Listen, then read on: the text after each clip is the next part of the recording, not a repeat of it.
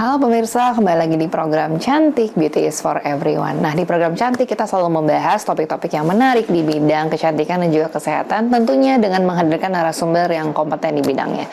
Inilah program Cantik Beauty is for Everyone. Nah, hari ini telah hadir bersama dengan kita Dr. Gita. Halo Dr. Gita, halo, apa kabar? Dr. Dona, baik. Ya, halo dokter. Nah, Dr. Gita ini adalah dokter estetika yang sudah berpengalaman lebih dari 10 tahun. Jadi sangat qualified banget nih kalau pemirsa kita bahas mengenai topik-topik yang berhubungan dengan kecantikan. Nah, hari ini kita akan membahas tentang topik yang juga menarik ya Dokter Gita ya, karena pastinya juga banyak yang mengalami, terutama salah satunya adalah saya, yaitu mata panda ya, atau dark circle eye gitu. Yes, kalau di bahasa medis tuh disebut dengan hiperpigmentasi periorbital gitu ya, jadi memang gelap nih lingkaran matanya gitu. Nah, mungkin ngebahas dulu dok, mitos dan fakta seputar mata panda. Nah, ada yang bilang nih, katanya mata panda itu terjadinya cuma karena kurang tidur. Nah, menurut dokter gimana? Menurut saya itu tidak sepenuhnya benar ya. Itu mitos kalau yang bilang mata panda itu terjadi karena kurang tidur. Memang kurang tidur bisa menjadi salah satu penyebab terjadinya mata panda, tapi bukan hanya itu.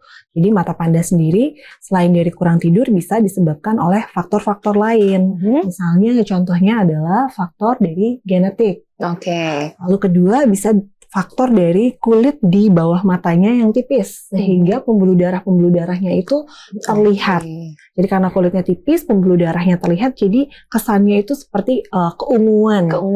Itu juga salah satu penyebab dari mata panda. Lalu bisa juga karena konsumsi garam atau natrium yang berlebih. Itu juga bisa ternyata. Bisa karena konsumsi garam atau natrium itu menyebabkan retensi cairan. Retensi cairan yang berlebih juga menyebabkan mata itu terlihat sembab juga, bulging, terlihat seperti mata panda juga karena teksturnya yang tidak rata. Lalu selain itu bisa juga terjadi karena misalnya merokok, alkohol, ataupun penumpukan melanin di bawah mata. Melanin itu adalah pigmen yang berwarna kecoklatan yang memberi warna ke kulit kita. Apabila produksi melaninnya berlebih, maka kondisinya ke bawah mata itu akan terlihat lebih gelap, biasanya kecoklatan.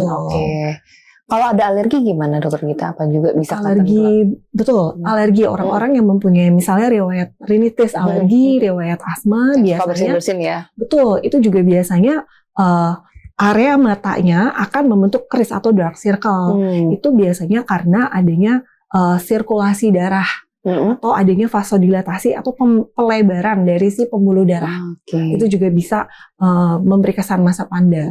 Selain dari itu orang-orang alergi karena kebiasaan mereka biasanya suka kucek-kucek, gesekan-gesekan, itu juga bisa meningkatkan produksi melanin di bawah mata. Jadi nyebabin mata panda ya. Ternyata banyak juga loh pemirsa ya. Jadi bukan cuma kurang tidur aja ya dokter Gita ya. Terus kemudian apakah mata panda ini bisa hilang dok dengan menggunakan eye cream yang mahal nih? Ya padahal udah cobain eye cream yang brand A, brand B, brand C gitu ya. Dan harganya kan kalau eye cream kita tahu sendiri juga ya agak lebih tinggi nih biasanya. Betul, dibandingkan dengan skincare yang lain ya. Bahkan ada eye cream yang satunya tuh harganya bisa lebih dari 1 juta bahkan lebih ya dok ya. Nah itu kira-kira sebenarnya mitos atau fakta sih semakin mahal skincare-nya atau ya eye cream-nya akan semakin efektif gitu? Iya, jadi sebenarnya pemirsa semakin mahal skincare atau eye cream itu bisa pasti menjamin hilang mata panda, itu mitos ya.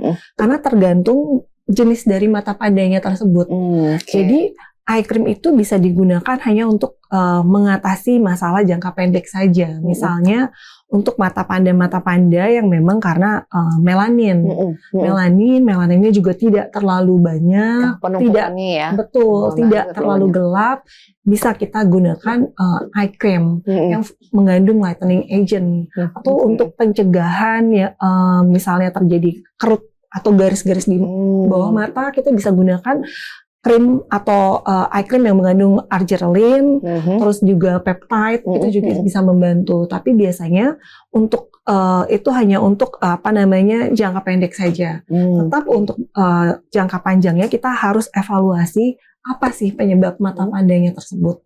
Apabila penyebab mata pandanya itu adalah misalnya kulit yang tipis, atau penyebab mata pandanya misalnya terjadinya vasodilatasi atau pelebaran pembuluh darah, itu tidak bisa diatasi hanya dengan eye cream saja. Memang harus dikonsultasikan ke dokter. Oke. Nah kalau mata panda sendiri nih dok, kira-kira ada nggak sih usia tuh kapan sih mulai terlihatnya gitu mata panda? Apakah usia-usia produktif atau sebenarnya pada anak-anak juga sebenarnya udah ada yang terlihat ya mata pandanya? Jika mata pandanya karena alergi atau karena genetik, biasanya dari usia muda, misalnya dari mulai remaja itu juga sudah mulai terlihat. Karena dia bersifat genetik dan mungkin alergi yang membentuk dark race. Tapi untuk mata panda yang misalnya hiperpigmentasi, penumpukan melanin, penipisan kulit, itu biasanya terjadi di usia lebih dari 20 atau 25 karena aging proses sudah mulai terjadi saat kita berusia 25 tahun ke atas. Nah, jadi sebenarnya kita harus melihat lagi penyebab dari mata panda tersebut. Namun mata panda yang timbul di usia remaja itu biasanya masih bersifat ringan, masih bisa diatasi dengan penggunaan eye cream. Itu biasanya pada pasien-pasien yang memang sudah punya riwayat alergi. Namun mata panda yang timbul karena case lain, misalnya penipisan kulit, lalu misalnya juga mata panda juga bisa timbul akibat berkurangnya volume di bawah mata. Jadi fat yang ada di bawah mata itu misalnya hilang sehingga terjadi volume loss, itu akan memberikan efek cekung sehingga terjadi hollow ataupun cekungan yang membuat mata itu terlihat lebih gelap. Nah, kalau hal itu terjadi itu sudah membutuhkan bantuan dokter atau bantuan profesional. Wah, jadi ternyata mata panda tuh problematiknya bisa bercampur dengan yang lain juga ya dok ya. Tadi kan terbilang mata cekung ya. Karena kan mata panda kita taunya cuman ya area sekitar mata ini, kelopak mata bawah dan atasnya gelap, tapi juga bisa disertai dengan tadi ya cekungan di bawah mata, bisa disertai dengan kerutan juga ternyata gitu ya. Jadi penipisan kulit juga. Oke, jadi sebenarnya ini permasalahannya jadi banyak ya, dan seiring bertambahnya waktu karena aging proses juga pastinya kerutan dan juga cekungan di bawah mata tuh sudah akan terlihat juga. Akan terlihat biasanya orang dengan cekungan di bawah mata, matanya akan terlihat lebih gelap, walaupun sebenarnya melaninnya tidak menumpuk di situ karena ada hollow, ada cekungan, perbedaan ketinggian. Gitu. Jadi akan terlihat seperti eye bag atau seperti gelap. Padahal sebenarnya pada saat kita lihat lebih dekat, oh dia bukan gelap karena warna kulitnya gelap, dia gelap karena cekung. Oke, jadi kayak menimbulkan efek bayangan ya, shadowing gitu. Shadowing. Apalagi kalau di depan lampu gitu ya, dokter Gita. Depan lampu pada saat misalnya di kamera berfoto itu makin jelas biasanya. Oke, dan tentunya kalau udah seperti itu pasti perlu bantuan ya, dokter Gita ya. Oke nih para pemirsa, jadi tadi itu seputar mengenai penyebab mata panda, tapi kita akan bahas lebih detail lagi di sesi kedua gitu ya dengan dokter Gita, tapi kita harus jeda pariwara berikut ini, tetap di program Cantik Beauty is for Everyone.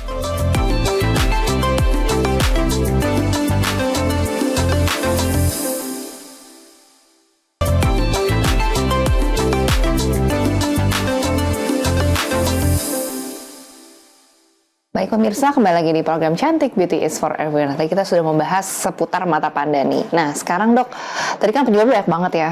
Kira-kira bagaimana sih kita bisa mencegah mata panda? Karena ini kan ya tidak berbahaya, tapi memang menimbulkan permasalahan secara estetik ya dok. Kelihatan capek, kelihatan malah lebih tua daripada usianya gitu ya. Nah gimana sih dok caranya untuk mencegah? Ya betul sih Dokter Dona. Sekarang mata panda memang tidak berbahaya ya. Tapi banyak orang tidak percaya diri. Betul. Karena punya mata panda tersebut gitu. Akhirnya kan mereka berusaha untuk menutupi si mata pandanya dengan concealer. Betul. Dengan concealer. Karena biasanya mata yang nggak fresh, mata panda itu membuat penampilan orang terlihat lebih tua dibanding usia sesungguhnya. Gitu. Jadi yang harus dihindari agar tidak terbentuk mata panda atau tidak terjadi mata panda itu yang pertama kita harus tidur cukup. Tidur 7-8 jam sehari itu satu kayaknya. Betul.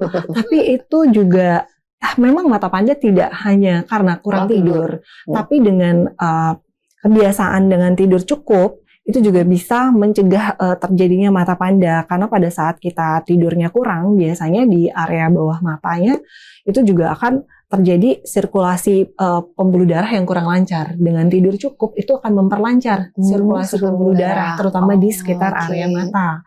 Lalu banyak minum air putih, itu juga fungsinya untuk menjaga hidrasi. Jadi kalau air putih tidak hanya untuk mata panda, tapi untuk menjaga hidrasi kulit secara keseluruhan. Karena dehidrasi juga akan menyebabkan si mata tersebut akan muncul kering, garis-garis halus, itu akan lebih gampang muncul dibanding orang yang hidrasinya tercukupi.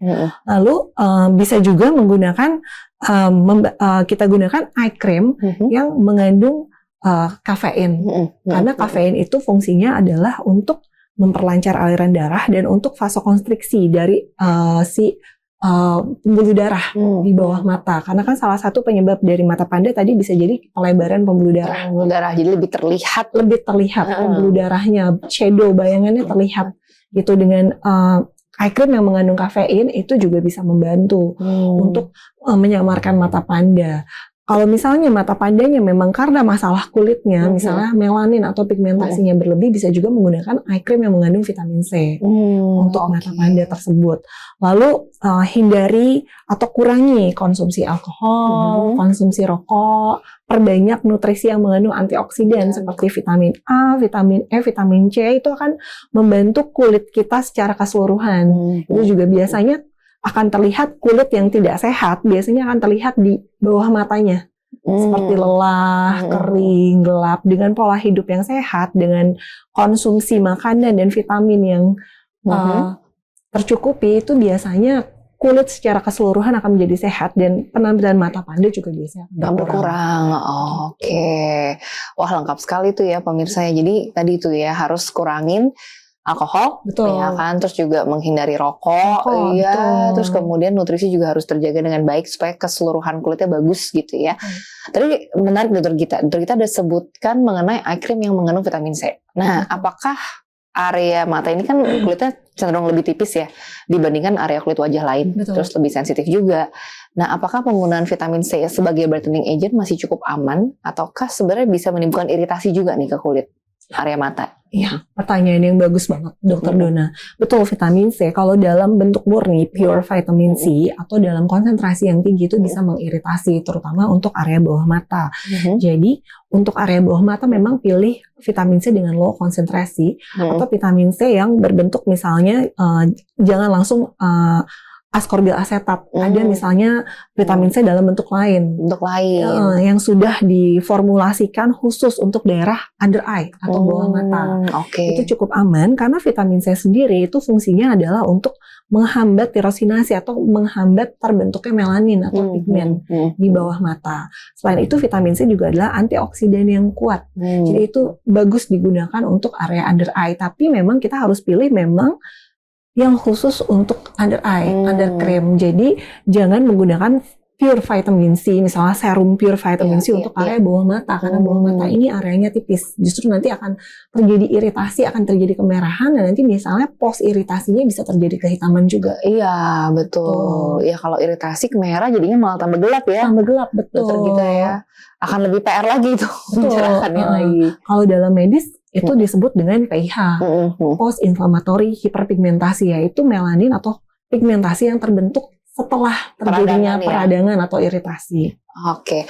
Nah, kalau gitu tadi kan vitamin C bisa masuk. Nah, ada other ingredients lagi nggak dok yang biasanya tuh cukup umum ya ditemukan di krim mata? Itu kira-kira apa aja? Untuk di bawah mata kita bisa menggunakan active ingredient yang mengandung niacinamide, karena niacinamide itu adalah salah satu brightening agent juga. Dia juga berfungsi untuk memperbaiki skin barrier. Lalu ada krim-krim yang bisa mengandung hyaluronic acid. Hyaluronic acid memang tidak mencerahkan bawah mata, tapi dia fungsinya adalah untuk memberikan hidrasi di bawah mata. Juga kita bisa menggunakan argireline, bisa juga menggunakan matrixyl, itu adalah sejenis peptide. Itu untuk fungsinya adalah untuk meregenerasi bawah mata sebagai anti-aging. Selain itu kita juga bisa menggunakan retinol dengan dosis kecil. Memang krim retinol yang diformulasikan khusus untuk eye cream itu juga bisa berfungsi untuk mengatasi dark circle, untuk meregenerasi kulit dan untuk anti-aging. Lalu sekarang juga banyak beredar eye cream yang mengandung tranexamic acid atau TXA.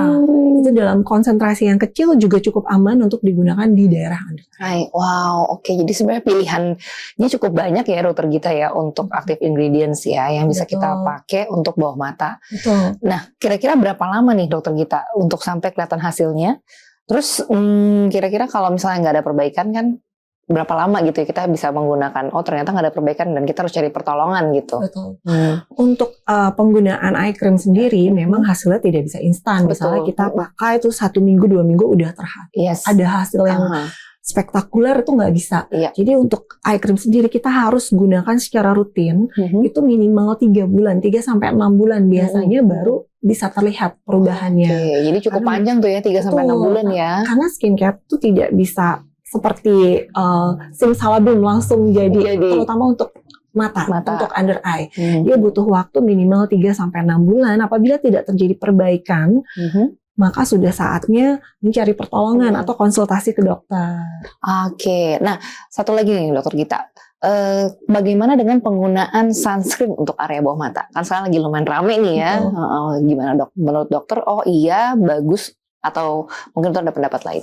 Sunscreen untuk bawah mata juga bagus ya, karena salah satu penyebab dark circle tadi kan melanin, hiperpigmentasi, karena paparan sinar matahari yang berlebih. Jadi pada saat kita menggunakan sunscreen, area bawah mata, kelopak mata semua juga sebaiknya kita berikan sunscreen, kita oleskan sunscreen juga. Setelah penggunaan eye cream dulu. Setelah penggunaan eye cream. Itu ada eye cream yang bisa digunakan di pagi hari, contohnya kayak niacinamide, kayak gitu digunakan di pagi hari nggak masalah. Namun eye cream yang mengandung retinol itu sebaiknya digunakan hanya di malam hari saja. Karena retinol itu tidak baik jika kita terpapar sinar matahari. Iya, karena membuat kulit jadi lebih sensitif terhadap sinar matahari ya, Dokter Gita ya. Nah, pemirsa tadi lengkap banget ya, Dokter Gita sudah menjelaskan mengenai bahan aktif ingredients apa saja yang bisa menjadi pilihan kalau pemirsa mengalami kondisi mata panda. Nah, di sesi berikutnya kita akan bahas nih kira-kira treatment apa saja yang bisa kita kerjakan untuk mata panda. Tetap di program Cantik, Beauty is for Everyone.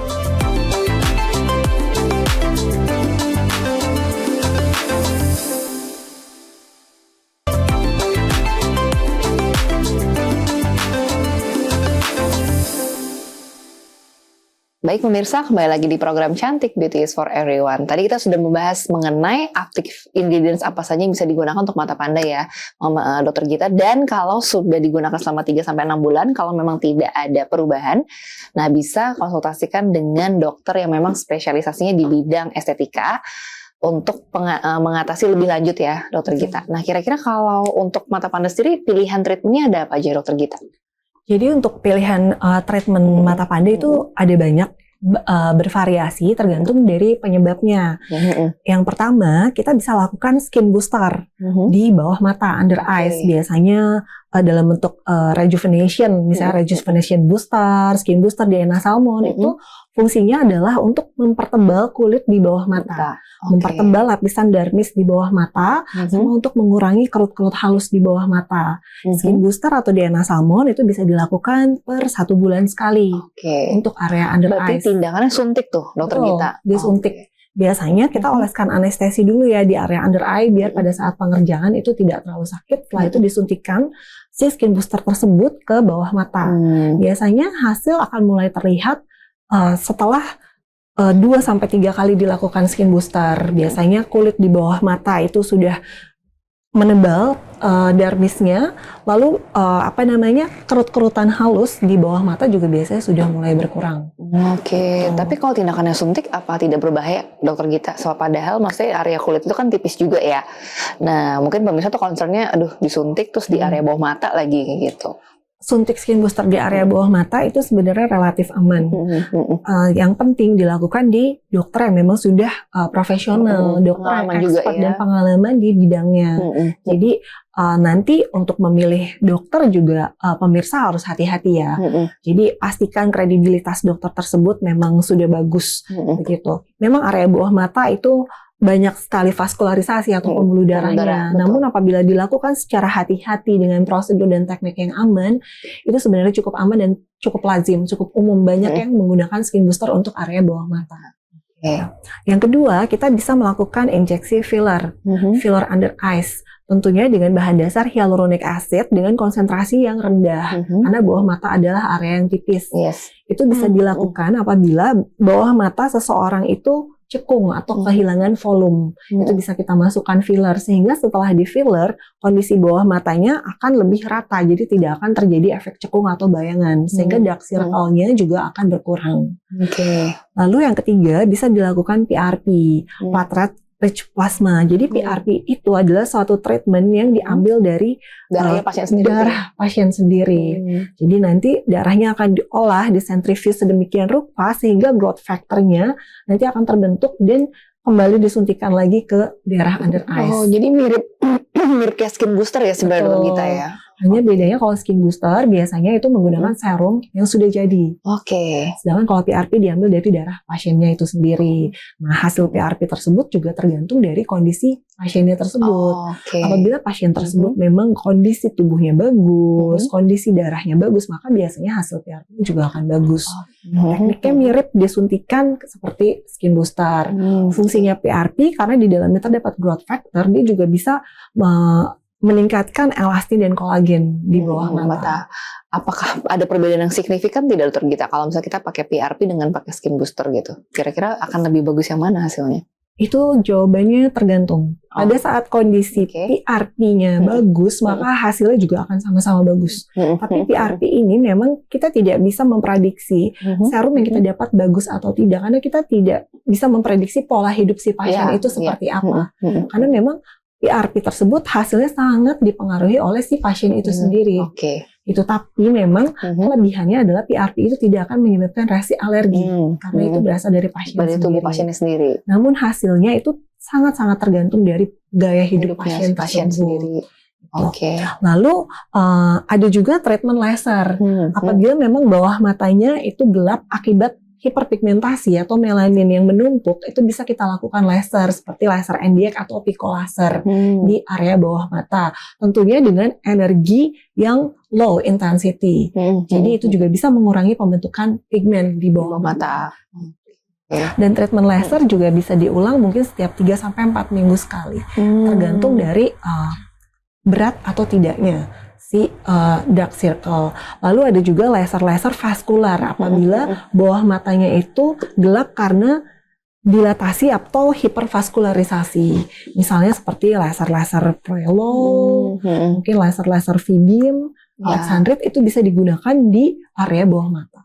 Yang targetnya emang ke vaskular. Targetnya ke vaskular. Nah, aku juga pernah dengar nih dokter Gita mengenai chemical peeling untuk di bawah mata. Nah, kira-kira gambarannya seperti apa sih dok kalau chemical peeling di area bawah mata gitu? Apakah benar bisa dilakukan? Ya betul, Dokter Dona. Jadi chemical peeling di bawah mata benar bisa dilakukan. Memang jika memang masalah di bawah matanya tadi hiperpigmentasi ya. Kalau keluhan bawah matanya karena matanya tipis atau karena cekung itu chemical peeling tidak tepat. Namun apabila hiperpigmentasi itu bisa dilakukan chemical peeling. Tentunya dengan bahan yang low concentration, contohnya misalnya dengan lactic acid ataupun mandelic acid dengan konsentrasi yang rendah, misalnya di bawah 10%. Itu bisa digunakan di area under eyes. Itu juga bisa jadi terapi alternatif selain dari laser untuk mengurangi si pigmentasi di bawah mata. Tapi tentunya ini nggak bisa dikerjakan di rumah ya, dokter? Betul. Harus dikerjakan di klinik estetik ya, yang sudah terpercaya, karena untuk eye peeling itu lebih riskan kalau kita lakukan home peeling. Betul. Jadi ini bukan kompetensi untuk dilakukan di rumah ya, untuk peeling meskipun konsentrasi itu rendah sebenarnya. Di bawah 10%. Karena kan beberapa chemical, bukan beberapa chemical peeling, tapi beberapa peeling-peeling yang home use itu kebanyakan kayak glycolic atau salicylic, tapi kan rendah banget ya dokter kita ya, bisa di bawah 10%. Tapi kalau untuk di bawah mata ya tentunya tidak bisa dilakukan di rumah. Gitu. Karena bawah mata ini sangat tipis, dia akan lebih mudah bereaksi, akan lebih mudah iritasi dibanding bagian kulit yang lain. Ya, setuju banget ya, karena emang kulitnya tipis banget ya. Nah, kalau untuk treatment kombinasi sendiri nih dokter Gita gitu ya, kira-kira bisa nggak sih tadi beberapa treatment dokter sebutkan ini kita kombinasikan gitu dokter Gita untuk dapat hasil yang lebih maksimal? Bisa. Jadi untuk kombinasi treatment, misalnya contoh kita melakukan laser under eyes misalnya dengan pico dan skin booster di saat yang bersamaan, itu oke, nggak masalah. Apabila memang keluhan bawah matanya ada pigmentasi dan juga ada penipisan, karena pada pasien itu bisa terjadi dua penyebab sekaligus. Misalnya memang bawah matanya hitam karena pigmentasi tapi juga kulitnya tipis.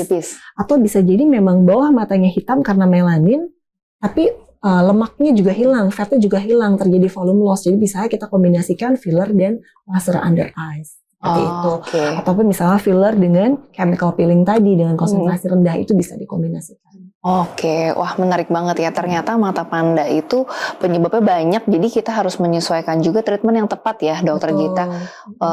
Tergantung dari penyebabnya apa, seperti itu para pemirsa. Awalnya mungkin masih bisa dicoba dengan home care di rumah gitu ya, skincare eye cream di rumah. Tapi memang kalau setelah cukup lama penggunaan eye cream, apalagi kalau misalnya matanya sudah cekung karena aging, proses aging tentunya tidak bisa dilakukan dengan perawatan hanya di rumah saja gitu ya. Tentunya para pemirsa akan membutuhkan pertolongan. Nah, tapi jangan lupa semua tadi itu yang dokter kita sebutkan tentunya adalah tindakan yang harus dilakukan oleh tenaga medis yang profesional gitu ya, oleh dokter yang berpengalaman di bidangnya. Nanti pemirsa bisa konsultasikan ke dokter terdekat atau bisa hubungin dokter kita aja ya. Betul. Konsultasi lebih lanjut gitu. Oke pemirsa, kita akan kembali lagi dengan topik-topik yang lebih menarik lagi gitu ya, bersama dengan dokter Gita juga tentunya. Saya Dr. Dona, dokter Gita dan seluruh kru yang bertugas pamit undur diri. Inilah program Cantik Beauty is for Everyone.